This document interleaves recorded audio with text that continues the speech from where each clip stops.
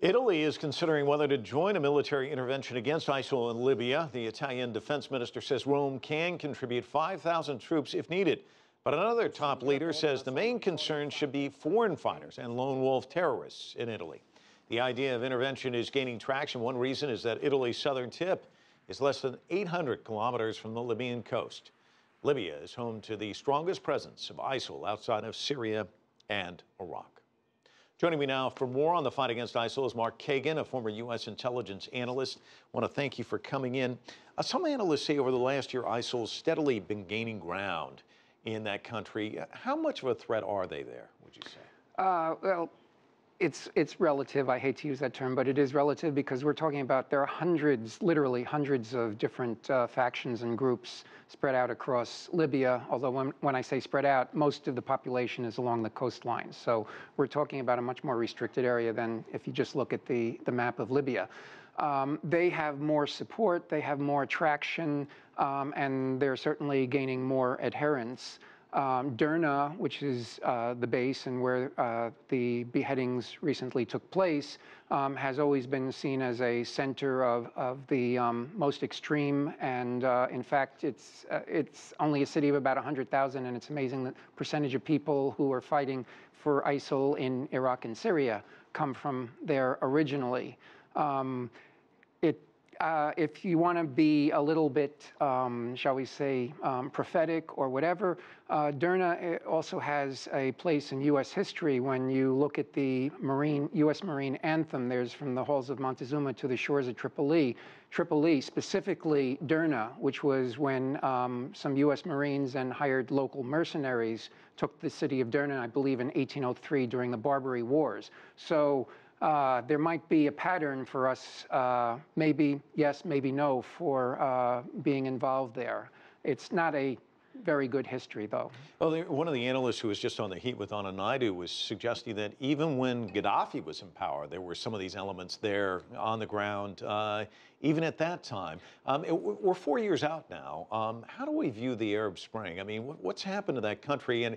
And getting back to another one of the analysts who said, you know, one of the issues basically confronting the West is basically these countries, you know, you can go and you can bomb them, you can rid them of a Gaddafi, but then what do you do after? And it doesn't seem like the nation building's in place. Well, it seems like the Western powers once again did the same thing that we did in Afghanistan.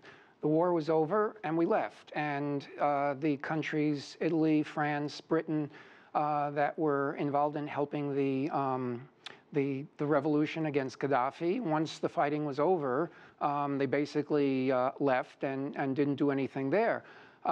There's also the fact that Libya, to a great extent, was an artificial creation after World War II, or actually before that, that went through a brutal Italian occupation under colonization. And it was then, you're talking about 3 different areas which were mushed together and never really became a nation state.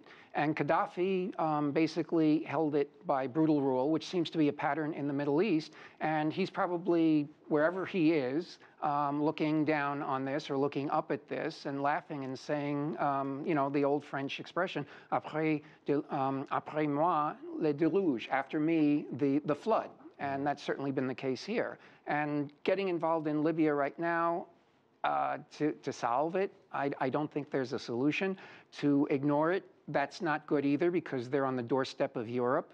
But certainly we can't just sit on our hands and just look and go and say, we aren't going to get involved. This isn't Afghanistan, which is far away. It isn't Yemen, which is far away. It's right on the doorstep of Western Europe. And we can see all the refugees, and there's going to be a lot more refugees because it's just going to get worse and worse. Well, speaking of getting worse and worse, the Libya Herald is reporting that ISIL has nabbed more Egyptians, rounding up and kidnapping 35. I mean, this is that tit for tat. What are we likely to see? I mean, obviously, they like to provoke. They like to be melodramatic. What are we likely to see from them? More executions. There are thousands of Egyptians working or stuck in Egypt right now because they have no opportunities in Egypt. So there are plenty of targets there.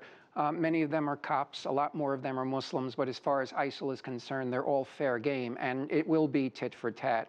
And in a sense, this is also a godsend for President al-Sisi of Egypt, because he's going to be able to say to the Western powers, and especially the United States, which I believe is still freezing the military aid to Egypt because he's reinstituted an autocratic government there. You need me. Look what's happened. They're right on not on our back door, in our front door, and they're going to spread. So where's the aid? Where's the help? And as the former chief of staff of the Egyptian Armed Forces, this is a perfect situation for him. All right, Mark Kagan, it's a lot to cover there. Thanks so much for your analysis. Appreciate it.